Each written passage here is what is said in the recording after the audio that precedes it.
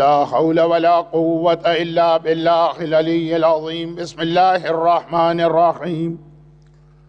الحمد لله الملك الحق المبين، والصلاة والسلام على حبيب إله العالمين سيدنا ومولانا أبي القاسم محمد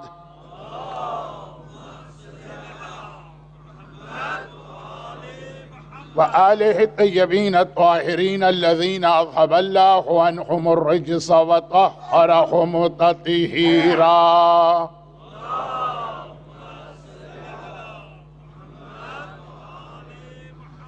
سيما على بقية الله في الأراضين وحجته على العالمين الإمام المنتظر والحجة الثانية شرع أجل اللهم له الفرج، ولعنة الله على أعدائهم أجمعين.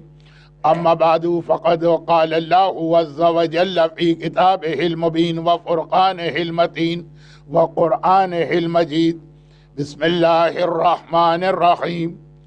ومن قتل مظلوما فقد جعلنا لوليه سلطانا، وقال: أمن يجيب المضطر إذا دعاه ويكشف السوء.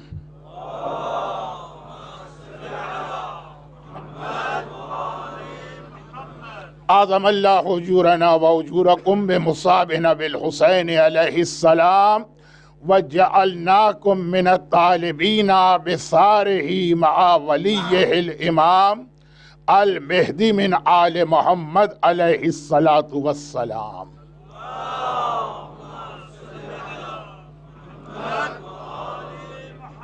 عاشور کا پورا دن مکمل تو یہ جملہ ہے جو میں نے ابھی تلاوت کیا کہ عاشور کا پورا دن فجر سے لے کر شام غریبہ تک جب دو مومنات ملاقات کریں تو حکم ہے کہ یہ دعا دہرائیں: وَجَعَلْنَا وَإِيَّاكُمْ مِنَ الطَّالِبِينَ. اللہ ہمیں اور تمہیں قرار دے ان لوگوں میں جو حسین کے خون کا بدلہ لیں گے مع ولی، یہی حسین کے ولی، حسین کے وارث کے ساتھ مل کر. اب یہ دعا آپ مسلسل کل سارا دن پڑھیں گے، دہرائیں گے. لیکن جس آیت سے یہ دعا امام معصوم نے عکس کر کے ہمارے اور آپ کے سامنے پیش کی، یہ دعا تو امام کی ہے، لیکن وہ آیت بھی شب معراج کی آیت ہے.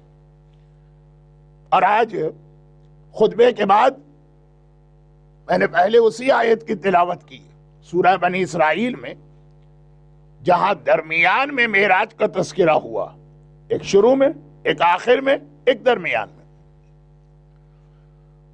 تو یہ آیت وَمَنْ قُتِلَ مَظْلُومًا، جو مظلوم مارا جائے، فَقَدْ جَعَلْنَا لِوَلِيِّهِ سُلْطَانًا، ہم نے اس کے وارث کو حق دیا، اختیار دیا کہ وہ اپنے مظلوم کے قتل کا بدلہ لے. یہ حکم شب معراج آ رہا. اور عاشور کا پورا دن چونکہ آپ کو زمانے کے امام کو یاد کرنا ہے اس دعا کی شکل میں، اس لیے میں نے اس کے بعد خطبے میں دوسری آیت وہ تلاوت کی جو ہمارے یہاں مریض کی شفا یابی کے لیے پڑھی جاتی ہے اور صحیح پڑھی جاتی ہے، لیکن اصل میں یہ آیت زمانے کے امام کے لیے. اَمَّن يُجِيبُ الْمُضْطَرَّ إِذَا دَعَاهُ، جب مضطر دعا کرتا ہے تو کون ہے جو اس کی دعا کو پورا کرتا ہے، جواب دیتا ہے؟ وَيَكْشِفُ السُّوءَ، اور پریشانی دور کر لیتا. مضطر امام زمانہ کے القاب میں سے ایک لقب ہے، یہ one of the title of امام زمانہ. اَمَّن يُجِيبُ الْمُضْطَرَّ، دعائے نطبہ میں، دعائے نطبہ ایوری فرائیڈے آپ تلاوت کرتے ہیں، این المضطر، این المضطر، آپ امام کا نام لیتے ہیں. امام کا ایک نام ہے مستر. تو یہ آیت میں بنیادی اعتبار سے امام کا تذکرہ ہے, زمانے کا امام. ہم اور آپ تو اس آیت میں سپلیمنٹری طریقے سے آتے ہیں. اصلاً یہ آیت زمانے کے امام کو بیان کر رہی کہ جب یہ امام زمانہ جو مستر ہے اللہ سے دعا کرتا ہے تو اللہ جواب دیتا ہے اور پریشانی دور کرتا ہے. اب سوال یہ پیدا ہو رہا ہے کہ امام زمانہ کیا دعا کرتے ہیں, کون سی پریشانی ہے جو اللہ دور کرتا. بس آج کی رات شب جمعہ مجلس کے شروع میں تھوڑا سا بیان یہی کرنا, اور وہ یہ کہ دیکھیے, ایک تو بنیادی طور پہ زمانے کا امام اپنے ہر چاہنے والے, اپنے ہر ماننے والے, اپنے ہر شیعہ کے لیے ہر وقت دعا کرتا رہتا. پریشانی ہمارے گھر میں آتی, دعا کے لیے ہاتھ اٹھ جاتے ہیں امام زمانہ کے. بیمار ہم ہوتے ہیں, شفا یابی کی دعا زمانے کا امام کر رہا. اولاد کو ہماری کوئی مسئلہ پیش آتا, اللہ کی بارگاہ میں دوڑ کے زمانے کا امام جا رہا. ہمارے گھر میں کوئی پرابلم آ رہا, ہم سے زیادہ زمانے کا امام تڑپ تڑپ کے اللہ سے دعا کر رہا. روایتوں کا ایک سلسلہ ہے کہ امام نے فرمایا کہ ہم اپنے ایک ایک شیعہ کی حالت کو مانیٹر کرتے رہتے ہیں, اور جہاں اس کے گھر میں کوئی پریشانی آ جائے تو پہلی دعا اس کے لیے ہم کرتے. اور پھر اگر صاحبان ایمان پر کوئی امتحان, کوئی مصیبت, کوئی بلا, کوئی پریشانی ان کے عقیدے کی وجہ سے آ رہی, ایک تو ہوتا ہے نا ہمارے پرسنل پرابلم, صحت ہے, اولاد ہے, گھر کے جھگڑے ہیں, روزی کا مسئلہ ہے, ویزے کا مسئلہ ہے, یہ ہر آدمی کے پرسنل مسئلے, اس میں بھی زمانے کا امام دعا کر رہا. اور ایک ہے کہ محبت اہل بیت کی وجہ سے جب ہمیں ٹارچر کیا جاتا, واقعات پیش آ رہے ہیں, خدا 15 سال کے اس بچے کو جلد از جلد اور کمپلیٹ شفا اور ریکوری عطا کرے جو کل امام بارگاہ کے سامنے زخمی ہوا. گرچہ ابھی یقین کے ساتھ تو نہیں کہا جا سکتا کہ یہ واقعہ کیا. مومن کے لیے بہت بڑی ذمہ داری, جب تک کہ شرعی طریقے سے اسے اصل حقیقت پتہ نہ چلے وہ بہت احتیاط کرے. لیکن یہ بات جو کہ تھوڑی دیر کے بعد میری مجلس میں آنے والی ہے, اس لیے میں اس کی تفصیل میں نہیں جاتا ہوں. لیکن اس واقعے کے بارے میں ابھی ہمیں تفصیلات نہیں معلوم. ایک عام قسم کا کوئی ہیٹ کرائم تھا یا واقعاً اس کا کوئی تعلق ہمارے نظریے سے تھا. دنیا بھر میں صاحبان ایمان دوسرے ملکوں میں مظالم کا نشانہ تو بن رہے ہیں. اب میں پاکستان سے تعلق رکھتا ہوں. کراچی میں عاشورے کے جلوس میں بم کے کتنے دھماکے ہوئے اور کتنے مومنین شہید ہوئے. کوئٹہ کتنے صاحبان ایمان, حتی عاشورے کے جلوس میں بھی. راولپنڈی, اسلام آباد, بہت ہی ریسنٹ واقعہ. تو اب یہ تو صاحبان ایمان کو بڑے بڑے امتحان دینا پڑ رہے ہیں. خون بہ رہا, لاشیں گر رہے ہیں, جوان بچے ہمارے مارے جا رہے ہیں.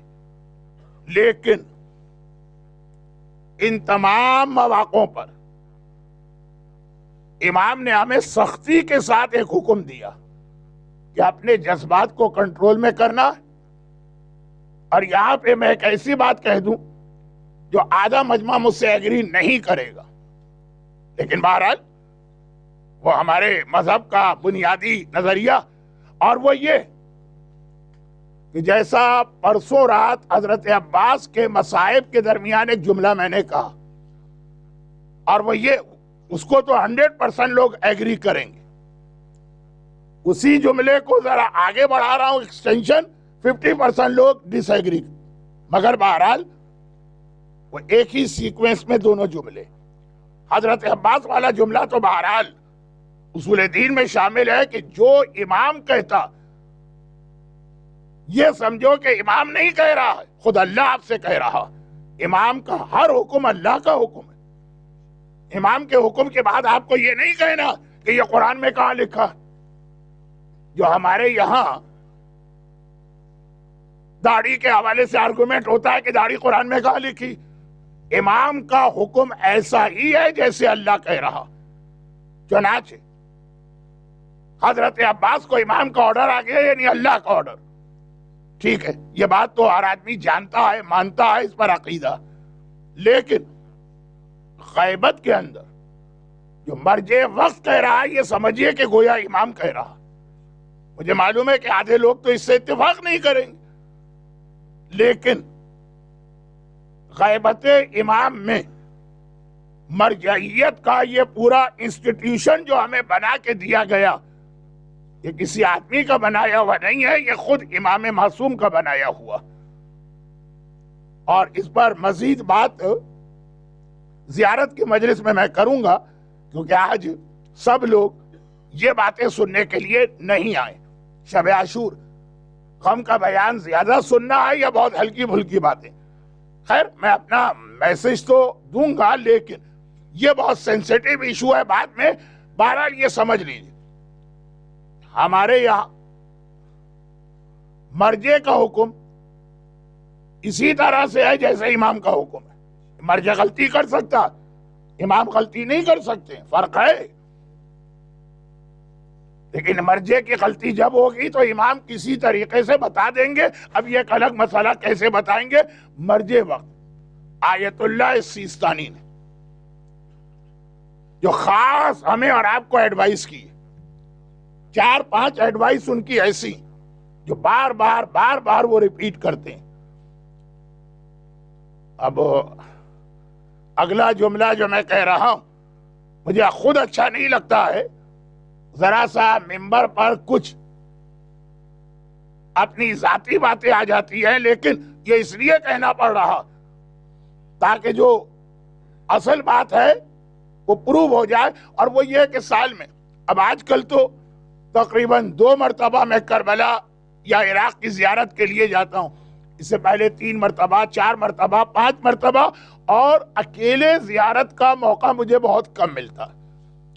کبھی اکیلے کا ارادہ بھی کرتا ہوں اور خبر پھیل جاتی ہے تو گروپ بن جاتے ہیں، وہ دعوت دیتے ہیں. تو پہلے بہت زیادہ آیت اللہ سیستانی سے ملاقات کا موقع ملتا تھا.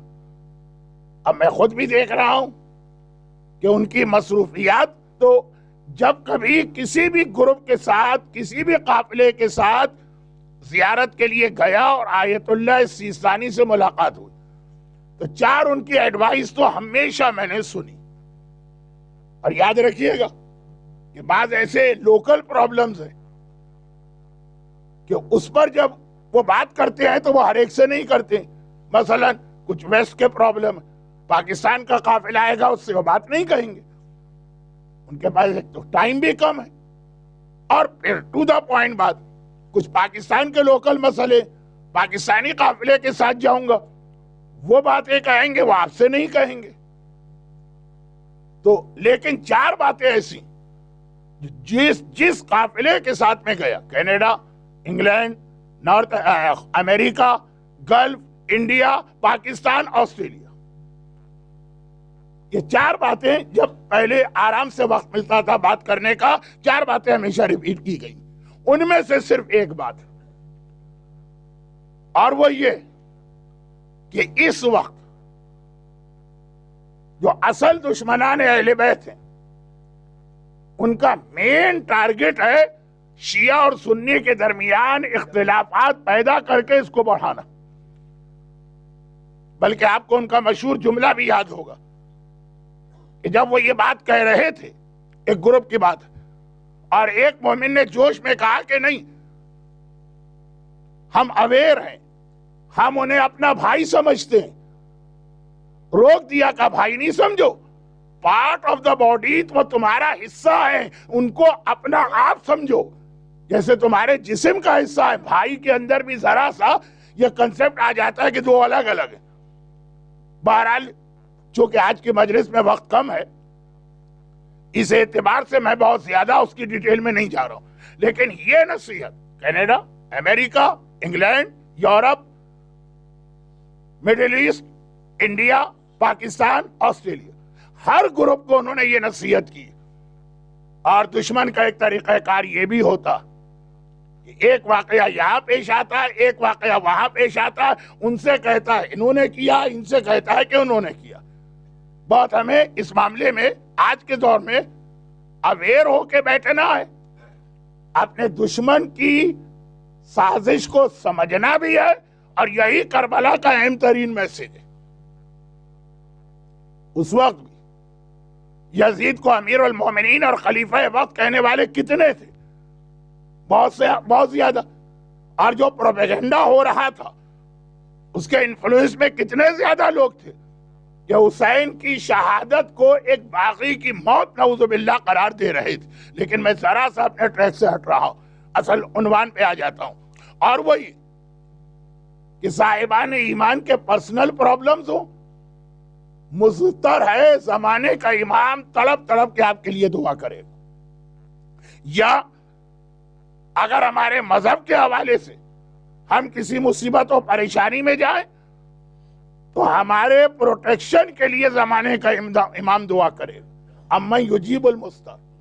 مگر ایک بہت ہی سمپل سا سوال کہ مولا، اب یہ میں امام سے سوال کر رہا ہوں، مولا آپ یہ جو اپنے آپ کو اتنی زحمت میں ڈال رہے ہیں، غور سے سنیے گا یہ سوال جو میں امام سے کر رہا ہوں، اور اس کا وہ جواب جس کے لیے میں نے 2 دن پہلے خطبے میں امام کے لقب کو یا ٹائٹل کو چینج کیا، منتظر کے بدلے منتظر پڑھا، تو یہ آج کی بات تھی. تو سوال پہلے غور سے سنیے کہ مولا، یہ جو آپ خود اپنے آپ کو اتنی تکلیف میں اور اتنی زحمت میں ڈال رہے ہیں کہ صاحبان ایمان کے پروٹیکشن کے لیے اللہ کی بارگاہ میں دعا کرتے ہیں، پاکستان میں کوئی واقعہ ہوا، مڈل ایسٹ میں کوئی واقعہ ہوا، سیریا میں کوئی واقعہ ہوا، بات کو لمبا کرنے کا فائدہ نہیں، آپ دعا کرتے.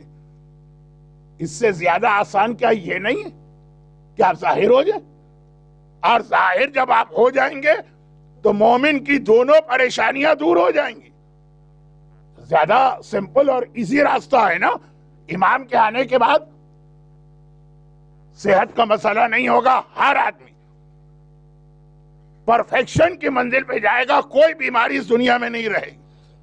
امام کے ظاہر ہونے کے بعد رزق کا کوئی مسئلہ اس دنیا میں نہیں رہے گا. امام کے ظاہر ہونے کے بعد جو شوہر، بیوی، باپ، بیٹا، خاندان کے جھگڑے، ایک پوری لسٹ، سارے مسئلے حل ہو جائیں گے. اور پھر جو شیعت کے اوپر مشکلات کا زمانہ آتا، کبھی کوئٹہ میں، کبھی کراچی میں، کبھی یمن میں، کبھی سیریا میں، کبھی نائجیریا میں، یہ سارے مسئلے بھی حل ہو جائیں گے.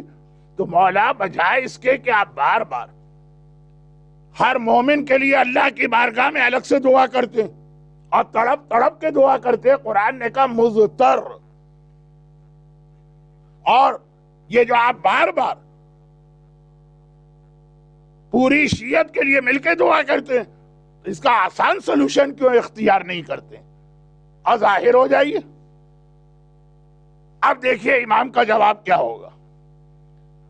امام کا ایک ٹائٹل ہے منتظر اور ایک ہے منتظر، دونوں امام کے ٹائٹل ہیں. زیادہ مشہور منتظر، جس کا ویٹ دنیا کر رہی ہے. منتظر کا مطلب جو خود ویٹ کر رہا. امام منتظر کیوں ہے؟ سوال کا جواب دیں گے. امام کہیں گے کہ میں تو ابھی ظاہر ہونے کو تیار ہوں، کیونکہ امام اس لیے بھی ظاہر ہونے کے لیے تڑپ رہے ہیں. 2 باتیں آپ نے سنی، آپ کے پرسنل پرابلم سولو ہو جائیں گے اگر امام آ جائے. ملت جعفریہ اور قوم شیعہ کے سارے جو باہر سے اٹیک ہم پر ہو رہے ہیں ختم ہو جائیں گے اگر امام آ جائیں. 2 باتیں تو ہیں. ان سے زیادہ تیسری بات امپورٹنٹ جو آپ کل دعا مانگیں گے، وَجَعَلْنَا مِنَ الطَّالِبِينَ بِالصَّارِحِ سار یا سار اللہ وابن سار والوتر الموتور. آقا حسین کے خون کا بدلہ وہ امام کو لینا. کیا امام تڑپ نہیں رہے ہوں گے؟ کہ کتنے جلد وہ وقت آ جائے کہ میں اپنے دادا حسین کے خون کا بدلہ لوں. تو ہم سے زیادہ امام کو ظاہر ہونے کی جلدی ہے. میری اردو بھی ذرا ڈیفیکلٹ ہو گئی اور اسپیڈ بھی ذرا فاسٹ ہو گئی، مگر کیا کروں، لاسٹ 3 مجالس 10 منٹ میں نے ٹائم لیمٹ کو کراس کیا. آج میں نہیں چاہتا، آج مسلسل پوری رات مجلسیں ہیں تو بہت جلدی. تو مولا امام زمانہ ہم سے زیادہ تڑپ رہے ہیں ظاہر ہونے کے لیے. ہمیں تو اتنی کیئر نہیں ہے. مولا کیوں نہیں آتے؟ منتظر، امام خود انتظار کر رہے کہ میں جلدی سے ظاہر ہو جاؤں. تو امام کا عجیب جواب ہوگا، وہی جو ابو ذر غفاری نے اپنے جوان بیٹے کی میت پر ایک جملہ کہا تھا. ابو ذر کا بیٹا ذر بیٹے کا نام ہے، باپ کا نام ہے ابو ذر، اصل نام تو کچھ اور ہے، کنیت. جوان بیٹے کی میت کو دیکھ کے ایک جملہ کہا کہ بیٹا تمہاری میت کو دیکھ کے میرا دل چاہتا ہے کہ میں مر جاؤں، بوڑھا باپ مر جائے. اب ہر باپ کہے گا یہ دن نہ آتا میں مر جاؤں، لیکن جب میں یہ سوچتا ہوں کہ اگر آج میں مر گیا تو میرا مرنا تو تمہیں فائدہ نہیں دے گا، تم تو مر گئے. اب اگر اس کے ساتھ 500 آدمی بھی مر جائے تو مرحوم کو کیا ملے گا؟ لیکن اگر میں زندہ رہوں تو تیری مدد کر سکتا ہوں نیکیاں کر کے. اسی انداز کا جملہ امام فرماتے ہیں کہ میں ابھی اگر آ جاؤں، میرا آنا تمہیں کوئی بینیفٹ نہیں پہنچائے گا. دیکھیے ورڈنگ میری ہے، حدیثیں معصومین کی سب کو ملا کے، میرا آنا تمہیں فائدہ نہیں پہنچائے گا، نقصان پہنچائے گا. اور وہ زیادہ بڑا نقصان ہے. تمہارے گھر میں رزق کی پریشانی ہے، یہ چھوٹا نقصان ہے. تمہارے گھر میں بیماری ہے، یہ چھوٹا نقصان ہے. تمہاری اولاد غلط راستے پہ جا رہی ہے، یہ چھوٹا نقصان. اب آئیے، کوئٹہ میں تمہیں شہید کیا جا رہا ہے، یہ چھوٹا نقصان. کراچی میں تمہیں قتل کیا جا رہا ہے، چھوٹا نقصان. سیریا اور یمن میں تم مارے جا رہے، چھوٹا نقصان. اگر میں آ گیا اور تمہاری یہ حالت رہی جو آج ہے تو زیادہ بڑا نقصان ہوگا.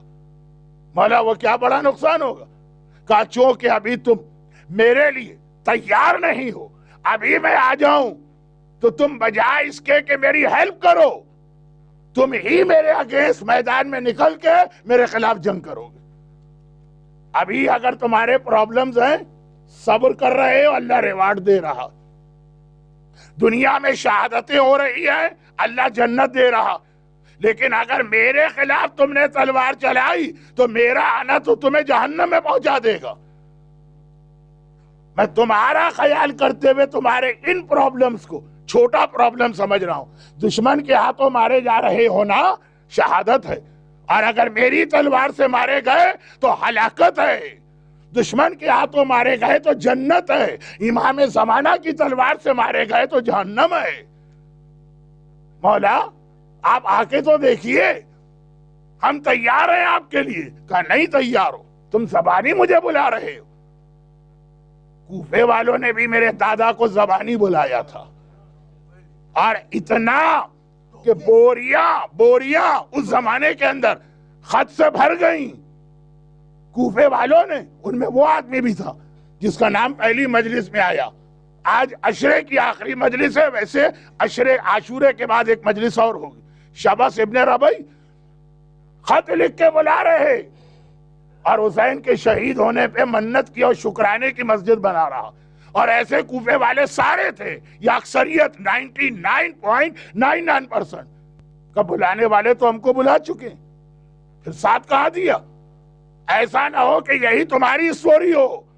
میں تمہارے بینیفٹ کے لیے اپنے آنے کو ڈیلے کر رہا ہوں، شاید ابھی بھی اپنے آپ کو چینج کر لو اور میرے لیے اتنا پریپیئرڈ اور تیار ہو کے بیٹھ جاؤ کہ پھر میرے آنے کے بعد میری مخالفت نہیں ہوگی. اچھا اب ہم کہیں گے کہ نہیں ہم تو تیار ہیں. 2 چیزیں امام چیک کر رہے ہیں. کیا ہمارا گھر اس قابل ہے کہ ابھی امام آ جائے؟ بھائی امام کیوں آئیں گے دنیا میں؟ میں اکثر ایک سوال کرتا ہوں کہ زمانے کا امام آج کی مجلس کا موضوع زمانے کا امام خود بخود کیوں بن گیا؟ عاشورے کی دعا کی وجہ سے وَجَعَلْنَاكُمْ مِنَ الطَّالِبِينَ بِسَارِهِ مَعَ وَلِيِّهِ الْإِمَامِ، یہ جو دعا آپ کل پڑھنا شروع کریں گے فجر کے بعد، اس کی وجہ سے، اور پھر اس کا بھی معراج سے کنیکشن بھی ملے گا، بلکہ اصل آیت تو معراج کی ہے جس سے یہ دعا بنائی گئی ہے، لیکن دعا اصل موضوع ہے اللہ ہمیں اور تمہیں امام زمانہ کی فوج میں شامل کرائے، اس کے حوالے سے بات۔ امام کیوں آ رہے؟ اگر ایک سوال کیا جائے کہ جب امام آ جائیں گے تو آپ نے اگر تاریخ نہیں پڑھی، حدیثیں نہیں پڑھی، قرآن ڈیٹیل میں نہیں پڑھا، تب بھی سمپل طریقے سے بتائیے کہ آپ کے ذہن میں کیا خیال ہے، آپ کا تخیل کیا کہتا ہے امام کیا کریں گے، یا دنیا میں آنے کے بعد کیا کہیں گے؟ کیا پہلا اناؤنسمنٹ یہ ہوگا کہ آج سے ساری نمازیں معاف، اب کوئی نماز پڑھنے کی ضرورت نہیں ہے، میں آ گیا ہوں؟ امام آنے کے بعد کیا یہ اناؤنسمنٹ کریں گے آج سے حجاب ختم، اے مومنات اپنی ساری چادریں اور عبایا اور اسکارف اتار کے جلا دو، میں آ گیا ہوں، اب کیا ضرورت ہے حجاب کی؟ کیا امام آنے کے بعد یہ اناؤنسمنٹ کریں گے؟ کیا اب جتنا زیادہ ہو سکے مکس گیدرنگ کراؤ، برتھ ڈے پارٹی بھی، میرج پارٹی بھی، جو بھی فنکشن ہو، میں آ گیا ہوں، اب میں آ گیا ہوں، حرام کھاؤ کوئی پرواہ نہیں کرو، میں آ گیا ہوں، زیادہ سے زیادہ گناہ کرو۔ جس نے کچھ نہیں پڑھا امام کے بارے میں، میری یہ بات بھی وہ سنے گا، وہ بھی جو کچھ نہیں پڑھا کہے گا مولانا آپ توہین امام کر رہے ہیں۔ کیوں؟ امام آئیں گے تو امام تو کہیں گے کہ نہیں اب میں آ گیا ہوں، اب اسلام کا نظام قائم ہوگا جو معراج کی رات اللہ کے رسول کو نظام دیا گیا۔ اب ہر ایک کو نماز پڑھنا، اب ہر عورت کو حجاب کرنا، اب ہر نوجوان کو مس گیدرنگ سے بچنا، اب ہر گھر سے غنا اور حرام میوزک نکالنا، اب ہر ایک کو حرام کھانے سے اپنے آپ کو بچانا۔ تو ابھی یہ سب کیا ہے کہ نہیں کیا؟ اگر ابھی نہیں کیا تو اس کا مطلب یہ ہے کہ امام کے لیے تیار نہیں ہو۔ امام کہیں گے میں تمہارے بینیفٹ کے لیے ڈیلے کر رہا ہوں۔ مولا ہمارا کیا بینیفٹ؟ کہا کہ میں آؤں گا تو میرے مخالف بنو گے۔ ہم نے کہا نہیں مولا ہم مخالف نہیں بنیں گے، ساتھ دیں گے۔ تو امام نے کہا میں چیک کرتا ہوں، ٹرائل کرتا ہوں تمہارا کہ کیا واقعا میرے لیے تیار ہو۔ دو باتیں، اپنا گھر دیکھ لیجئے جا کے کہ کیا واقعا ایسا ہو چکا ہے کہ اگر ابھی امام آ جائیں تو جیسا امام ساری دنیا کو بنانا چاہتے ہیں ویسا ہمارا گھر بن چکا ہے آلریڈی یا نہیں؟ ایک بات۔ دوسری بات، یہ دوسری بات پھر وہ ہے، پہلی بات تو ہر آدمی مجھ سے ایگری تو کر رہا کہ ہاں بھائی ابھی تک ہم خود اور ہماری فیملی اور ہمارا گھر ویسا نہیں ہے جیسا امام چاہتے ہیں، اس میں ایگری کرے گا، دوسری بات کو ایگری نہیں کرے گا، مگر اپنی جگہ وہ بھی حق ہے۔ اور وہ یہ ہے کہ امام نے فرمایا، جیسے آقا حسین نے کہا کوفے والوں تمہارا امتحان لینے کے لیے میں مسلم ابن عقیل کو بھیجتا ہوں، دیکھتا ہوں کتنے لوگ اس کا ساتھ دیتے ہیں۔ امام نے اپنی غیبت میں مراجع کا نظام قائم کیا، مجھے بلا رہے ہو کہ میری ہر بات مانو گے، چلو میں اپنے ایک نمائندے تمہارے درمیان بھیج رہا ہوں، دیکھتا ہوں تم ان کی کتنی بات مانتے ہو۔ وہاں تو پہلا نعرہ یہ لگتا ہے کہ نجف اور قم میں بیٹھنے والا بوڑھا مرجے کینیڈا اور امریکہ اور انگلینڈ اور یورپ کے پرابلم کو نہیں سمجھ سکتا، ہمیں یہ مرجع چاہیے لیکن ان علاقوں کے لیے، نجف کے لیے، یورپ کے لیے نہیں چاہیے، یہاں کے لیے لوکل مرجع ہونا چاہیے۔ اچھا ایک بات یہاں پہ میں ہسٹری سے آپ کو بتا دوں، رسول اللہ جیسے ہی دنیا سے رخصت ہوئے بہت سارے لوگوں نے یہ خیال کیا کہ حکومت حاصل کرنے کا ہی تو بڑا سمپل اور ایزی راستہ ہے، نبوت کا دعویٰ کرو اور تمہیں پھر دنیاوی حکومت بھی مل جائے گی، یہ تو بڑا ایزی راستہ ہے۔ رسول اللہ کی حکومت سارے عرب میں پھیل گئی، کہا کیوں؟ یہ کسی بادشاہ کے بیٹے تو تھے نہیں، نبوت کا اعلان کیا، رسالت کا، اور لوگ آ گئے تو ایزی راستہ ان کو لگا. جیسے یزید نے بڑی بدتمیزی کے ساتھ دربار میں کہہ بھی دیا لعبت بنی ہاشم بالملک فلا وحی جاء ولا ملک نزل. بنی ہاشم نے خالی حکومت کے لیے یہ ایک ڈھونگ رچایا، نہ کوئی وحی نہ کوئی فرشتہ. یہ بہت سے لوگوں کو ایسا فیل ہوا، بہت ایزی راستہ. چنانچہ پیغمبر کی زندگی کے آخری سالوں میں ہی جھوٹے نبی عرب میں پیدا ہونے لگے. ہر ایک یہ سمجھ رہا تھا کہ اگر چیئر لینا ہے اور تخت پہ بیٹھنا ہے بہت ہی آسان راستہ ہے نبوت. اب ہوا یہ کہ میں ہسٹری تو نہیں پڑھ رہا ہوں نا، میرا اپنا جو ایک سبجیکٹ ہے اس میں رہ کے بات کر. اس میں ایک عورت بھی تھی سجا، مردوں نے بھی دعویٰ کیا، کئی نام ہیں، مسیلمہ کذاب بہت مشہور ہے، اور کئی نام ہیں. اور ایک عورت بھی تھی، اس نے بھی کہا کہ میں نبی ہوں. اچھا، اس نے اپنی نبوت کے لیے جو آرگومنٹ دیا بڑا انٹرسٹنگ ہے. History repeats itself. اس نے یہ کہا کہ رسول سچے رسول ہے. میں یہ نہیں کہتی کہ یہ غلط رسول ہے، لیکن ان کی رسالت جو ہے وہ سب کے لیے نہیں. اچھا، کیوں نہیں؟ کہا کہ عورتوں کے اپنے بہت سارے پرسنل پرابلم ہوتے ہیں، ایک مرد تو وہ پرابلم سمجھ بھی نہیں سکتا. یہ ہسٹری میں ریکارڈڈ جملہ ہے سجا کا.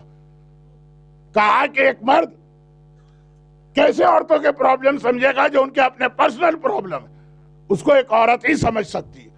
تو مردوں کے لیے تو اب کسی رسول کی ضرورت نہیں ہے، عورتوں کو اسٹل ایک رسول چاہیے تاکہ عورتوں کے پرابلم سمجھ کر ان کا سلوشن پیش کرے. یہ ہسٹری کے اندر سجا کی جھوٹی اور کھوٹی نبوت کی دلیل. آج یہی دلیل ہمارے کو بہت سارے یوتھ دیتے ہیں کہ مرجع ٹھیک ہے، قابل احترام ہے، قابل عزت ہے، مگر انڈیا کے لیے، مگر پاکستان کے لیے، مگر ایسٹ افریقہ کے لیے، مگر نجف کے لیے، مگر قم کے لیے. یورپ اور امریکہ کے ریکوائرمنٹ ہی کچھ اور، یہاں کا ماحول ہی کچھ اور. یہاں کے مسائل تو وہی سمجھے گا جو یہاں رہتا ہو، پارٹ ہو اس ماحول کا، پھر وہ سمجھے گا اور فتویٰ دے گا. یہ لوگ سمجھتے ہیں کہ مرجع جیسے فتویٰ بناتا ہے، وہ بناتا نہیں ہے کہ جیسے حالات ہوئے فتویٰ بنا دیا. وہ فتویٰ قرآن و حدیث سے دیتا. لیکن عجیب بات ہے کہ نہیں، جھوٹی نبوت کا اعلان کرنے والی عورت نے جو آرگومنٹ دیا، جھوٹی مرجعیت کو پروموٹ کرنے والے آج اسی آرگومنٹ کو آگے بڑھا رہے ہیں. اگرچہ مرجعیت کے حوالے سے تو یہ بات بالکل غلط، مگر پیغمبر کی رسالت و نبوت کے حوالے سے جو اس عورت نے اعتراض کیا، یہ پیغمبر کے زمانے کی ہے. جیسے ہی پیغمبر دنیا سے گزر گئے، اس نے اپنی نبوت کا اعلان کر دیا. لیکن پیغمبر کے حوالے سے تو اس کا آرگومنٹ بالکل ہی غلط بھی، شاید اتنا غلط نہ ہو، صحیح بھی ہے. لیکن پیغمبر نے اس کے آرگومنٹ کا جواب پہلے ہی دے دیا. پیغمبر نے کیا جواب دیا؟ پیغمبر نے وہ جواب دیا جو معراج کی رات ملا. پیغمبر شریعت لے کے آ رہے ہیں نا، لیکن شریعت کے ساتھ معراج کے ایک تحفے کا نام ہے فاطمہ زہرا. جب فاطمہ زہرا کو لے کے آئے تو اس عورت کے کھوٹے آرگومنٹ کا جواب ہو گیا کہ تم کہہ رہے ہو کہ ایک مرد کیسے عورتوں کے پرابلم سمجھ سکتا ہے. فاطمہ کو دیکھو، فاطمہ پیغمبر کا ٹکڑا ہے، فاطمہ پیغمبر کا جز ہے، فاطمہ تو بذات و منی، فاطمہ میرا حصہ ہے. یہ نہیں کہا میرے جگر کا حصہ ہے، میری باڈی کا حصہ ہے، کہ میرا حصہ ہے. چنانچہ جہاں جہاں عورتوں کو پیغمبر کی رسالت سمجھنے میں پریشانی ہوگی، وہاں فاطمہ کی سیرت سامنے آ جائے گی. فاطمہ معمولی ذات کا نام نہیں ہے. فاطمہ پیغمبر کی رسالت کو مکمل کرنے والی. البتہ جو میں نے معراج میں ایک جملہ کہا، معراج کی دعا کا آخری دو ٹکڑے، پیغمبر نے رحمت مانگی وہ فاطمہ، پیغمبر نے مددگار مانگا وہ علی. یہ دو پیغمبر کو معراج کے تحفے ملے. تو یاد رکھیے علی اس کا نام ہے جو دین کو مکمل کرتا ہے، الیوم اکملت لکم دینکم، اور فاطمہ اس کا نام ہے جو رسول کی رسالت کو مکمل کیا کرتی ہے۔ علی اور فاطمہ کی میچنگ پورا ایک اشرا ہو سکتا ہے، لیکن میں یہ عرض کر رہا ہوں کہ مثلا یورپ کی بات نہیں کہتا، اپنے پاکستان کی بات کہتا ہوں، ہو سکتا ہے کبھی کوئی عورت اتنے سارے کاموں میں بزی ہو کہ وہ پیغمبر پہ اعتراض کر دے، مثلا نماز کا وقت آ گیا، نماز بھی پڑھنا، شوہر کو گھر میں آنا، اس کے لیے کھانا بھی پکانا۔ ہمارے یہاں تو نمک تیز ہونے پہ طلاقیں ہو جاتی ہیں، یہاں تو کھیل نہیں ہے، وہاں تو کھیل ہے نا۔ بچہ رو رہا ہے، بچے کو بھی بہلانا، بہت شدید گرمی ہے اور وہ عورت گرمی سے پریشان، اور ایک بار کہتی ہے کہ رسول اللہ کو کیا پتا، وہ عورت ہوتے تو ان کو معلوم ہوتا عورت کے لیے کتنا مشکل ہے، گھر کے کام بھی کرنا ہے، شوہر کا بھی خیال کرنا، بچے کو بھی بہلانا، نماز بھی پڑھنا۔ وہ تو زبان سے کہہ کے چلے گئے۔ بدتمیز عورتیں، روڈ عورتیں ایسی ہوتی، وہ تو کہہ کے چلے گئے۔ خود عورت ہوتے تو پتا چلتا، پیغمبر نے کہا میری بیٹی میری رسالت کا حصہ ہے۔ فاطمہ بتائے گی گرمیوں میں چکیاں پیس کر، بچوں کو پال کر، نمازیں پڑھ کے شوہر کی خدمت کس طرح کی جاتی ہے۔ فاطمہ وہ رول ماڈل بنے گی جو پیغمبر کی رسالت کو سجا کی دلیل، عورت کے لیے عورت نبی ہونا چاہیے، وجود فاطمہ اس کی دلیل کو توڑ رہا۔ فاطمہ، اور یاد رکھیے فاطمہ معمولی شخصیت کا نام نہیں ہے۔ آج کل کی بھاشا میں بات کروں، فاطمہ آج کی رات ایک جملہ کہہ دوں، فاطمہ کا گھرانہ آج کی رات آباد ہے، کل کی رات برباد ہو جائے گا۔ فاطمہ کائنات کا پاس ورڈ ہے۔ یہ آپ دعا میں بھی اکثر پڑھتے ہیں، بحق فاطمہ وانت فاطر السماوات والارض۔ اللہ فاطر ہے زمین اور آسمان کا، کریٹر، اوریجنیٹر، وہ فاطر ہے، اور اس نے فاطمہ کو بنایا کہ فاطمہ اس کائنات کا، یونیورس کا پاس ورڈ ہے۔ ایک واقعہ آپ آج کل اکثر سنتے ہیں، میں واقعہ نہیں پڑھ رہا، بہت زیادہ مشہور ہے، لیکن اکثر سنتے ہیں کربلا کے 100 سال پہلے کے اس عظیم عالم کا، کہ جیسے آج کی جنریشن آیت اللہ بہجت کے نام کو جانتی ہے تو ذہن میں معجزے آ جاتے ہیں، علم عرفان آ جاتے ہیں۔ اس سے پہلے تاریخ میں اہم ترین نام آغائے مرتضیٰ کشمیری کا تھا، جو کربلا کے 100 سال پہلے کے عالم، اور ان کا ایک مشہور واقعہ، وہ لاک ان لاک کرنے والا، بہت ہی مشہور واقعہ نا، کہ کسی نے آ کر کہا مڈ نائٹ کہ میرا گھر لاک ہے، کی جو ہے میں کھو چکا ہوں، گھر کھل نہیں رہا، کہا چلو میرے ساتھ، اور وہاں جا کے کچھ پڑھا اور وہ لاک کھل گیا۔ اس نے کہا یہ آپ نے کیا پڑھا؟ کہا میں نے اپنی دادی فاطمہ کا نام پڑھا کہ نام فاطمہ سے یہ لاک کھلا، کیونکہ اس نے آ کر کہا تھا مجھے موسیٰ کی ماں کا نام بتائیے، پبلک میں مشہور ہے کہ موسیٰ کی ماں کے نام سے لاک کھل جاتے ہیں۔ تو کہا جب تو نے یہ کہا تو میرے دل میں خیال آیا کہ اگر مادر موسیٰ کے نام کا اتنا احترام اور اتنی پاور ہے، میری دادی تو ان کی بھی سردار ہے، ان کے نام میں اس سے زیادہ طاقت ہوگی۔ لیکن خالی ایک لاک نہیں کھلتا نام فاطمہ سے۔ کل کچھ دعائیں آئی تھی، اور آج بھی بعض مومنین نے دعا کے لیے کہا، شب عاشور کون دعا مانگے، عاشور کے دن کون دعا مانگے، مگر عمل عاشورہ میں دعا شامل ہے کہ نہیں؟ یہ آل محمد کا وہ اپنے غلاموں کے ساتھ سلوک ہے کہ وہ آل محمد عاشور کے پرابلمز میں ہیں اور ہمارے لیے دعا کروا رہے ہیں، ہماری روزی کی بات کر رہے ہیں، ہمارے گھر کے پرابلم۔ جو میں نے اس دن حبیب ابن مظاہر کے حوالے سے جملہ کہا، 18 لاشیں زینب کے گھر کے پرسہ دے رہی ہیں زوجہ حبیب کو، یہ آل محمد کا طریقہ۔ تو خیر، نام فاطمہ یاد رکھیے، جو پہلے ہوٹلز میں ایک ماسٹر کی ہوتی تھی، ہر روم کی الگ کی ہے، لیکن ایک ماسٹر کی ہے جس سے ہر روم کھل جائے گا۔ آج کل پاسورڈ آتا، آپ کسی بھی اسمارٹ فون کا پاسورڈ معلوم ہو گیا، کسی کے کمپیوٹر کا پاسورڈ معلوم ہو گیا، پاسورڈ معلوم ہوا تو آپ نے اس کی ساری باتیں کنٹرول کر لی. کائنات کا پاسورڈ نام فاطمہ. ایک روایت اپنے جملوں میں بتا رہا ہوں, وقت بہت کم ہے اور آج مومنین کرام تھوڑے سے زیادہ ہیں تو گرمی بھی بہت زیادہ ہے, اس لیے میں جلدی جلدی اختتام پہ جا رہا ہوں, اور ویسے بھی ٹائم تو پورا ہو گیا. روایتوں میں ایک جملہ آیا, ساری نیکیاں, ساری نعمتیں, سارے اللہ کے احسان اور برکتیں اللہ نے ایک کمرے میں بند کر کے اس کو لاک کر دیا, اور فاطمہ کا نام اس کمرے کے لاک کو کھولنے کے لیے ہے کہ اگر نام فاطمہ صحیح طریقے سے لے لیا تو وہ کمرہ کھل گیا, تو اس میں کیا آپ کو ملے گا؟ ہر نعمت. رزق وہیں ملے گا, اولاد وہیں ملے گی, صحت وہیں ملے گی, دشمنوں سے بچاؤ وہیں ملے گا, گھروں کا پیس وہیں پہ ملے گا. نعمت کوئی بھی اللہ کی گنی ہے سب ایک.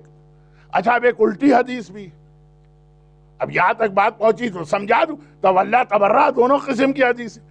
اللہ نے سارے گناہ اور ساری مصیبتیں ایک گھر میں بند کر, ایک کمرے میں بند کر دی, اور اس کا ایک لاک کا شراب اور جھوٹ یہ کی ہے اس کی. جو شراب پیتا ہے یا بہت زیادہ جھوٹ بولتا ہے وہ گویا اپنی مصیبتوں اور پریشانیوں کو خود انوائٹ کر رہا ہے, وہ ان لاک کر رہا. لیکن صاحبان ایمان اور عزاداران ایمان میں سے نہ کوئی جھوٹ بولتا ہے, نہ کوئی شراب پیتا ہے. ہم تو آ رہے ہیں حاجت مند مومن, التماس سے دعا کروانے والے مومنین, ہر ایک سے کوئی اسپیشل عمل یا دعا مانگنے والے مومنین. ساری اللہ کی نعمتیں اور برکتیں ایک کمرے میں بند ہیں, اور اس کمرے کی کی کا نام ہے فاطمہ. کائنات کے پاسورڈ کا نام ہے فاطمہ. اگر یہ نام فاطمہ صحیح طریقے سے استعمال کرے پوری کائنات آپ کے ہاتھ میں آ جائے گی. اچھا مجھے اب تک یاد ہے 20 جمادی الثانی تھی جو شہزادی کی ولادت کی تاریخ ہے, تو ہمارے یہاں اس میں خوشحالی کا جشن ہوتا, اور اس دن میں کربلا میں تھا. جو ہمارا گروپ تھا اس نے کہا کہ ہم لوگ جشن کرتے ہیں, کرنا چاہیے. اس تقریر میں میں نے یہی بات کہی, شہزادی کی ولادت کی رات ہے. چنانچہ میں نے یہ حدیثوں کی روشنی میں یہی بات بیان کی کہ ساری کائنات کی برکتیں اور نعمتیں آپ کو کیا چاہیے, جو چیز بھی آپ کہیے نام فاطمہ. ہو گئی تقریر ختم.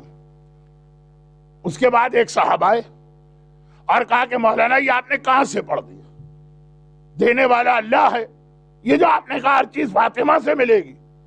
اب بات تو ان کی لمبی تھی, میرے پاس ٹائم نہیں ہے اس لیے مختصر کرتا ہوں.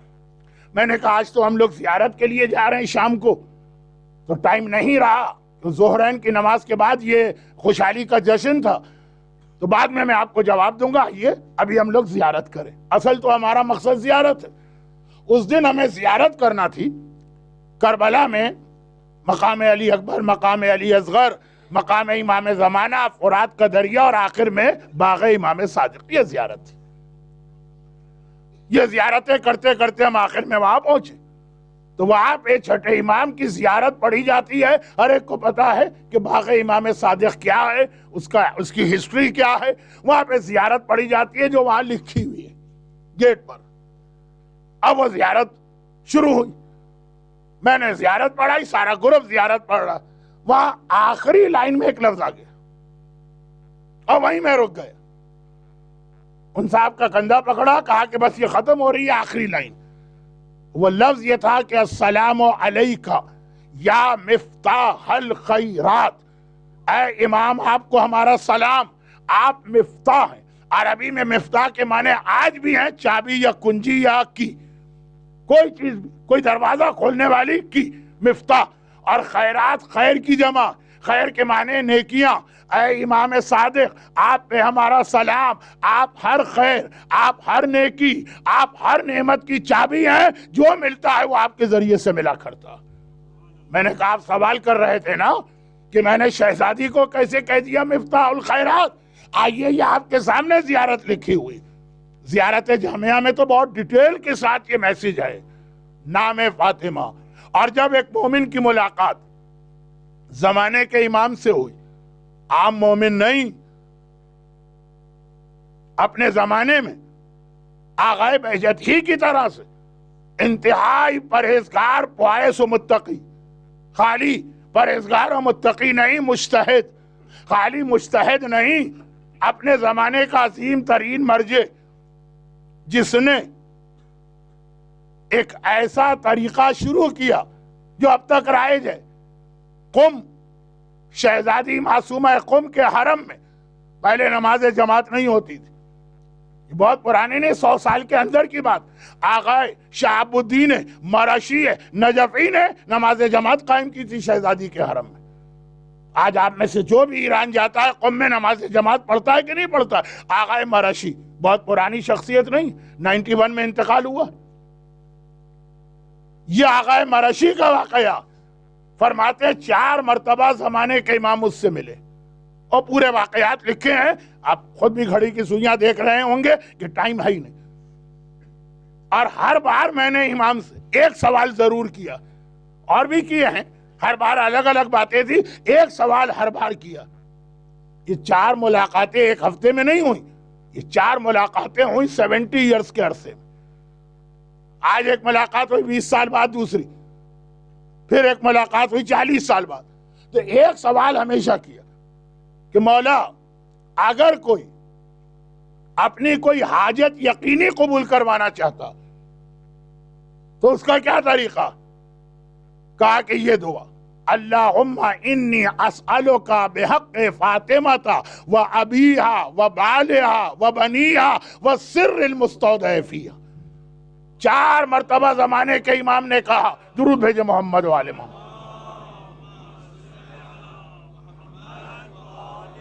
4 مرتبہ زمانے کے امام نے الگ الگ، آج 20 سال بعد، پھر 15 سال بعد، پھر 25 سال بعد، جب پوچھا گیا ایک ہی جواب دیا، ہماری دادی کے نام سے اللہ کی بارگاہ میں دعا کرو، اور پھر یہ دیکھو کہ کیسے تمہاری حاجت پوری نہیں ہوتی، کیونکہ نام فاطمہ مفتاح الخیرات، نام فاطمہ کائنات کا پاسورڈ، نام فاطمہ تحفہ معراج، وجود فاطمہ بھی اور نام فاطمہ بھی،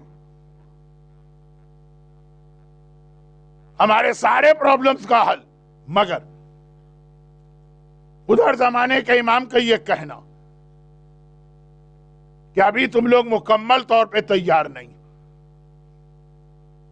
ورنہ کیسے ممکن ہے کہ فاطمہ کا پورا گھر آج کی رات آباد ہو کے کل رات کو برباد ہو جائے، اور زمانے کا امام جسے اس خون کا انتقام لینا ہے وہ اپنے ظہور میں خود ڈیلے کروائے۔ یہ آج کی مجلس کا خلاصہ صرف ہماری وجہ سے، مثلا 2 4 5 مومنین نہیں، میجورٹی کی بات ہو رہی ہے، ورنہ اچھے لوگ بھی اور بہت زیادہ لوگ ہیں، لیکن میجورٹی نہیں۔ آج کی رات تو وہ رات ہے کہ خاص فاطمہ کو پوری رات جاگ کر عزاداری کرنا۔ جو مڈ نائٹ کی مجالس ہوتی ہیں امام باڑے میں، وہاں تفصیل آئے گی، لیکن بس فاطمہ کی ہر قربانی اپنی جگہ، بے غیرت دشمن، بے حیا دشمن، ایک ایک شہادت پہ خوشی کے شادیانے بجاتا، مگر صرف ایک شہادت خاندان فاطمہ کی ایسی جس پہ اپنے نہیں غیر، دوست نہیں خون کے پیاسے، حسینی نہیں یزیدی بھی چیخ چیخ کے رونے لگے، اور وہ ہے رباب کا اصغر۔ یہ کربلا کی بڑی عجیب قربانی ہے، یہ واحد قربانی ہے جس پر یزیدی روئے، اور یہ واحد قربانی ہے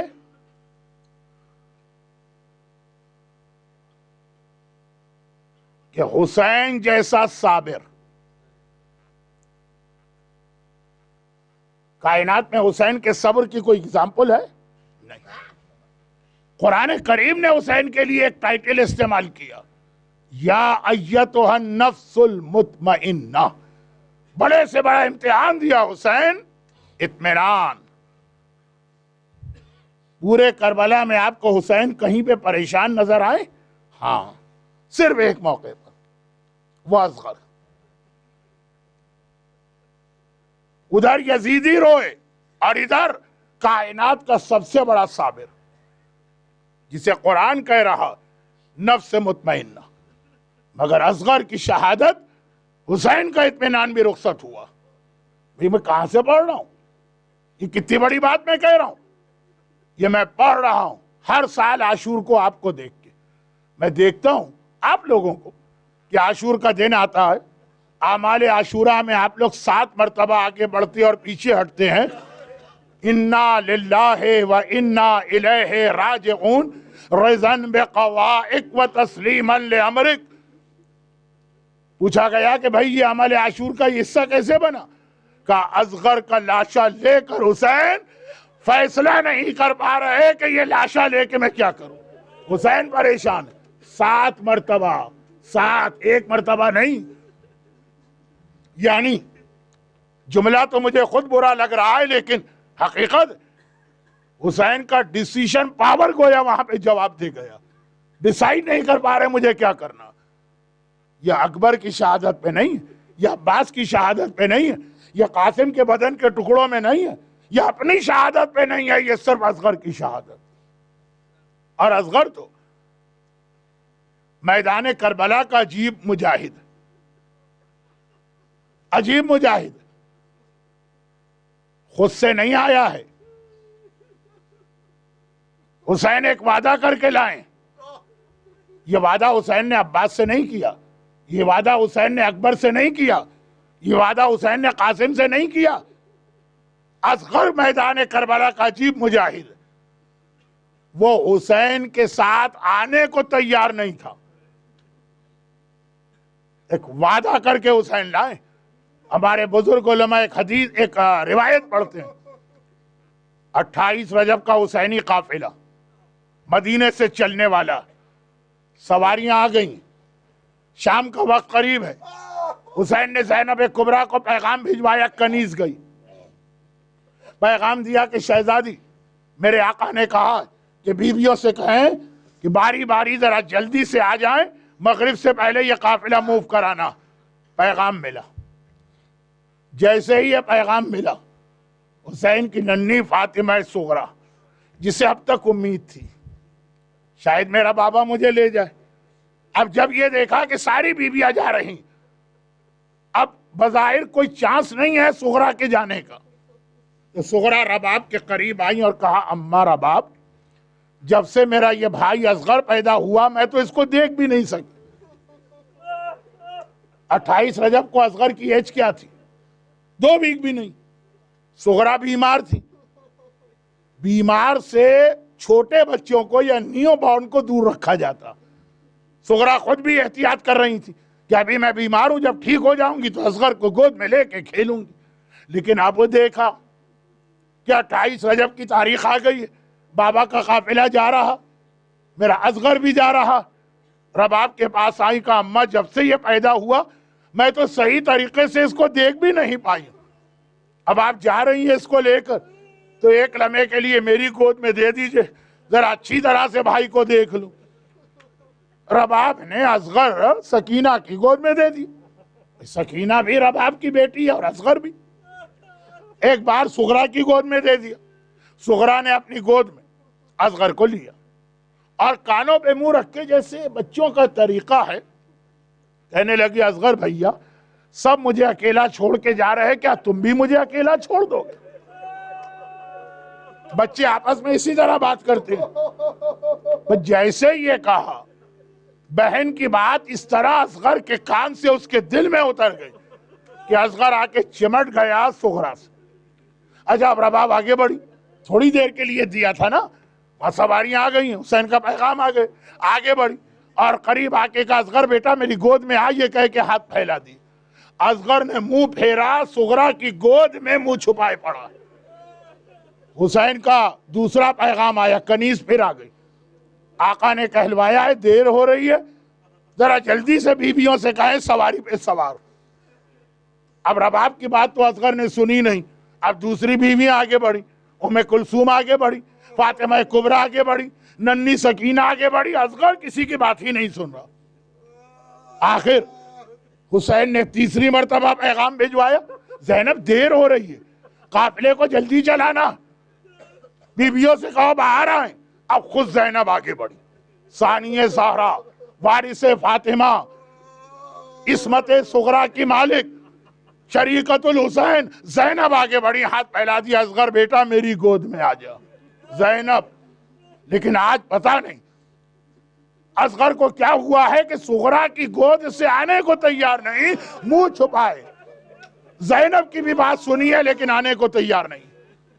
چوتھی مرتبہ حسین کا پیغام نہیں آیا، خود حسین آ گئے۔ زینب بہن کیا ہو گیا، ان بیویوں کو اتنی دیر ہو رہی ہے، یہ باہر کیوں نہیں آ رہی؟ زینب نے کہا بھیا اصغر نہیں مان رہا، اصغر نہیں مان رہا، اصغر آنے کو تیار نہیں۔ حسین اصغر کے قریب آئے، کان پہ منہ رکھ کے ایک جملہ کہا، اور اصغر اچھل کر صغریٰ کی گود سے حسین کی گود میں آ گئے۔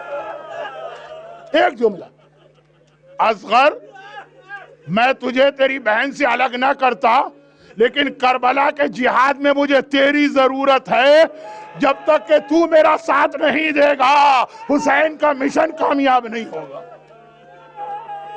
اتنا سنا اصغر نے، بابا کو اپنے جہاد میں میری ضرورت ہے، بابا کا جہاد میرے ذریعے کامیاب ہوگا۔ اصغر اچھل کے آ گئے حسین کی گود میں۔ باقی ساری باتیں مختصر کرتا ہوں۔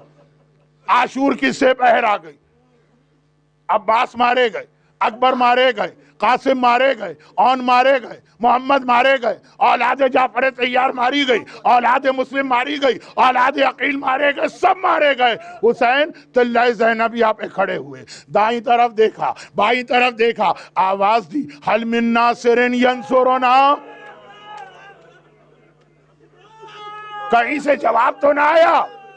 خیمہ گاہ سے اللہ آپ کو کربلا لے گیا ہے، طلعہ زینبیہ کے پیچھے تو ہے خیمہ گاہ، خیمہ گاہ سے بیویوں کے رونے کی آواز آنے لگی۔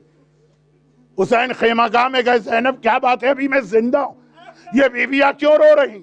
کہا بھیا جیسے ہی تو نے حل من ناصرین کہا، اصغر نے اپنے آپ کو گہوارے سے زمین کربلا پہ گرا دیا، یاد دلا رہا ہے بابا تو نے مدینے میں وعدہ کیا تھا مجھے بھی جہاد کرنا ہے، ابھی تیرا ننھا مجاہد اصغر زندہ ہے، ابھی حل من ناصرین نہ کہنا، جب میں مارا جاؤں تب حل من ناصرین کہنا۔ اصغر نے گہوارے سے گر کے یاد دلایا، بابا ابھی ایک مجاہد باقی ہے، ایک ناصر باقی ہے۔ حسین نے اصغر کو گود میں لیا اور لے کے فوج اعداء کے سامنے چلے۔ واقعات آپ کے سنے، دھوپ نہ لگے تو ابا کے دامن میں چھپایا۔ لشکر یزید کہہ رہا کہ شاید حسین قرآن لے کے آئے ہیں، مگر حسین نے ابا ہٹائی، ایک ننھا سا قرآن حسین کی گود میں نظر آ رہا۔ حسین نے کہا اے لشکر یزید، اس کی ماں کا دودھ بھی سوکھ گیا ہے، ہو سکے تو اسے پانی دے دو، اور پھر جلتی ریتی پہ اصغر کو لٹا دیا۔ شاید تم یہ خیال کر رہے ہو کہ اس کے بہانے میں پانی پیوں گا، خود آ کے پانی پلا دو۔ پھر بھی کوئی آگے نہ بڑھا۔ حسین نے اصغر کو دوبارہ گود میں لیا، اصغر سے کہا اصغر تم حجت خدا کے پوتے ہو، تم خود اپنی حجت ان پہ تمام کرو۔ اب حسین کو کچھ نہیں بولنا ہے، اب اصغر کو کہنا ہے۔ اصغر نے اپنی سوکھی زبان سوکھے ہونٹوں پہ پھیرنا شروع کی، اور حالت یہ تھی کہ آپ تو کیا روئیں گے، سارا لشکر یزید منہ پھیر پھیر کے رو رہا۔ اصغر کی شہادت کے لیے جملہ کہہ رہا ہوں نا، یا حسین پریشان ہوئے تھے یا عمر سعد پریشان تھا۔ گھبرا کے ہرملا کے پاس آیا، ہرملا اگر کچھ دیر اور یہی منظر رہا تو میری فوج میرے خلاف بغاوت کر دے گی، اقطع کلام الحسین، حسین کے کلام کو کاٹ دے۔ کربلا کا عظیم مجاہد حسین بھی پریشان ہوئے، عمر سعد کو بھی اصغر نے شکست دی. اختا کلام الحسین. ہر ملا ایک بار اپنے تیروں کو دیکھتا. عرب میں ایک بھال کا تیر آدمی کی گردن توڑنے کے لیے استعمال ہوتا. 2 بھال کا تیر گھوڑے کی گردن توڑنے کے لیے استعمال ہوتا. 3 بھال کا تیر اگر کسی دیوار میں سوراخ کرنا ہو یا درخت میں سوراخ کرنا ہو 3 بھال کا تیر استعمال ہوتا ہے. ہر مولا نے 1 بھال کا تیر نہیں نکالا, 2 بھال کا تیر نہیں نکالا, ایک بار 3 بھال کا تیر نکالا. ہائے گھوڑے کی گردن, کہاں 6 مہینے کے اصغر کا نازک سا گلا. تیر کا اپنا وزن اصغر کے وزن سے زیادہ تھا. ایک مرتبہ کمان میں تیر لگایا, تیر چلانا چاہا, ہاتھ کانپ گئے, تیروں کمان گر پڑے. دوبارہ کوشش کی, پھر ناکام رہا. تیسری مرتبہ بھی جب تیروں کمان گر گئے, اس کا دوست سنان قریب آیا, کہا کہ ہرملا اگر کوئی مجھ سے کہے آج عرب کا سب سے بڑا تیر انداز کون ہے, میں تیرا نام لوں گا. ایک ننھے سے بچے سے ڈر گیا. ہرملا کہتے ہیں بچے کی بات نہیں, جب میں تیر پھینکنا چاہتا ہوں خیمے کا پردہ اس طرح ہلتا جیسے بچے کی ماں در خیمہ پر کھڑی ہے, ہائے ماں کی آنکھوں کے سامنے. سنان نے کہا میں تیری آنکھوں پہ ہاتھ رکھتا ہوں تو تیر چلا. ہر مولا کی آنکھ پہ ہاتھ رکھا, 3 بھال کا تیر چلا, اصغر کے گلے میں لگا. ننھا گلا, نازک گلا, ایک سرے سے دوسرے سرے تک پورا گلا چھد گیا. خون کا فوارہ, خون نکلا. حسین نے تیر نکالنا چاہا, اصغر تڑپ گیا. 6 مہینے کا بچہ اصغر تڑپ گیا. حسین نے کہا اصغر مجھے پتا تجھے بہت تکلیف ہو رہی ہے, لیکن حیدر کرار کا پوتا ہے, حسین کا بیٹا ہے, عباس جری کا بھتیجا ہے, میں تیر نکالتا ہوں, تڑپنا نہیں. بھئی یہ کہہ کے تیر نکالا. تیر کیا نکلا, اصغر کا دم نکل گیا, اصغر کی جان نکل گئی, خون کا فوارہ بلند ہوا. حسین نے اپنے ہاتھوں میں چلو میں یہ خون لیا, آسمان کی جانب پھینکنا چاہتے ہیں. ایک مرتبہ آسمان کانپ اٹھا, مولا یہ خون ادھر نہ آنے پائے, قیامت تک بارش نہیں ہوگی. حسین نے یہ خون زمین کربلا پہ گرانا چاہا, زمین تھرا اٹھی, مولا یہ خون ناحق نہ آنے پائے, قیامت تک کوئی سبزہ پیدا نہ ہوگا. حسین کے چلو میں اصغر کا خون ہے, انکار آسماں کو ہے, راضی زمین نہیں, اصغر تیرے خون کا ٹھکانہ کہیں نہیں. حسین نے وہ خون لے کے چہرے پہ ملا, نانا رسول اللہ کے سامنے جاؤں گا تو اسی حالت میں جاؤں گا, میرے اصغر کا خون میرے چہرے پر ہے. مگر اب یہ لاشے کا کیا کریں؟ 7 مرتبہ آگے بڑھے, 7 مرتبہ پیچھے ہٹے, انا للہ و انا الیہ راجعون, رضن بقضائک و تسلیما لامرک. اور ایک بار خیمے میں لے کے گئے, رباب نے دیکھا, صرف ایک جملہ کہا, مثلوں کا ینہر, بیٹا 6 مہینے کا تو جانور بھی ذبح نہیں ہوتا, ہائے میرا ششماہا. مگر رباب آپ اسی پر حیران ہیں کہ آپ کا ششماہا 6 مہینے میں ذبح ہوا. ارے اصغر کے ذبح کو یوں سنیے, بس آخری جملے, ریاض القدس جلد 2 صفحہ 11, روایت یہ 11 محرم کا قافلہ چلنے والا. عمر سعد نے کہا سارے سر نظر آ رہے, اصغر کا سر نظر نہیں آ رہا. سپاہیوں نے کہا کہ ہم نے دیکھا تھا. حسین خیمے میں گئے, پھر خیمے سے باہر آئے, ٹیلے کے پیچھے گئے اور وہاں کہیں اصغر کو دفن کر کے خالی ہاتھ آ گئے. اب پتہ نہیں کہاں دفن کیا, اتنا بڑا میدان. شمر نے کہا میں اصغر کو ڈھونڈ کے لاتا ہوں. اور کیسے ڈھونڈا؟ ہاتھ میں ایک نیزہ لیا, زمین کربلا میں نیزہ گاڑتا ہے, نیزہ نکالتا, نیزہ گاڑتا ہے, نیزہ نکالتا, نیزہ گاڑا, اب جو نکالا, نوکے نیزہ پر ششماہ اصغر کا ننھا سا لاشا, بس وہ لاشا, ششماہ اصغر کا لاشا. شمر نے ایک ہاتھ سے اصغر کا لاشا پکڑا, دوسری ہاتھ سے جیب سے خنجر نکالا, اصغر کے نازک سے گلے پر شمر کا خنجر چل رہا ہے. در خیمہ پہ سکینہ کھڑی ہے, پھوپھی اماں, ہر ایک بار مارا گیا, ہائے میرا اصغر بھیا 2 مرتبہ مارا جا رہا, ہائے اصغر, ہائے اصغر. ایک بار اصغر کا ماتم اپنی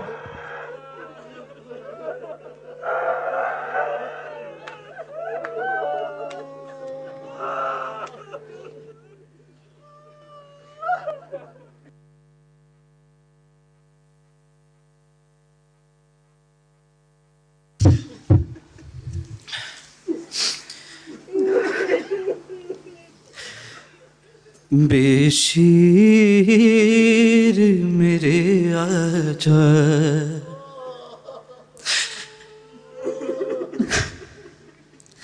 تجھے لوری سناؤں گی،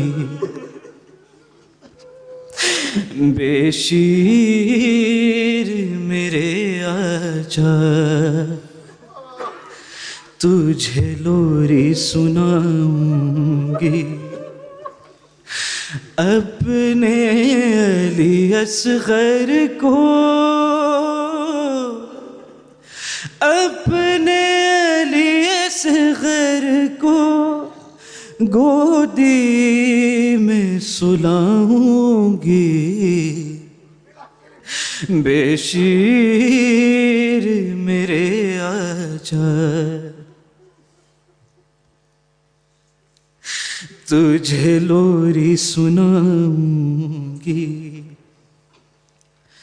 اے لال تصور میں دے دے کے تجھے لوری، اے لال تصور میں دے دے کے تجھے لوری، مقتل میں تیرے خالی جھولے کو جھلاؤں گی، بے شیر میرے آجا، تجھے لوری سناؤں گی، ملنے کے لیے ماں سے کچھ دیر تو آ جاؤ، ملنے کے لیے ماں سے کچھ دیر تو آ جاؤ، مجھ دکھیا پہ کیا گزری سب حال سناؤں گی، بے شیر میرے آجا، تجھے لوری سناؤں گی، بے شیر میرے آجا، تجھے لوری سناؤں گی، جاتے ہوئے خیمے سے جو تو نے کیے بیٹا، جاتے ہوئے خیمے سے جو تو نے کیے بیٹا، ان تیرے اشاروں کو میں بھول نہ پاؤں،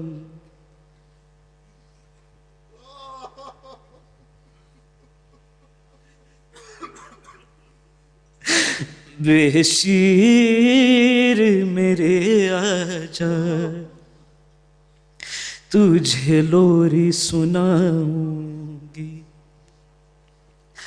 آنا ہو اگر مشکل آواز دو مادر کو،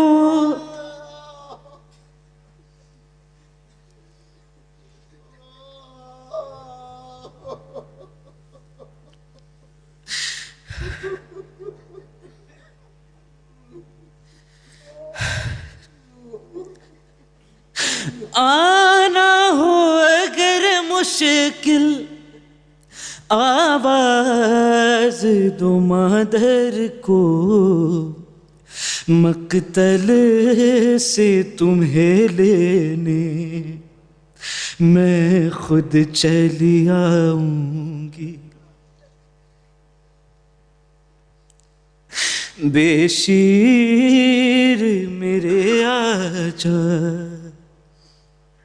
تجھے لوری سناؤں گی، بے شیر میرے آجا،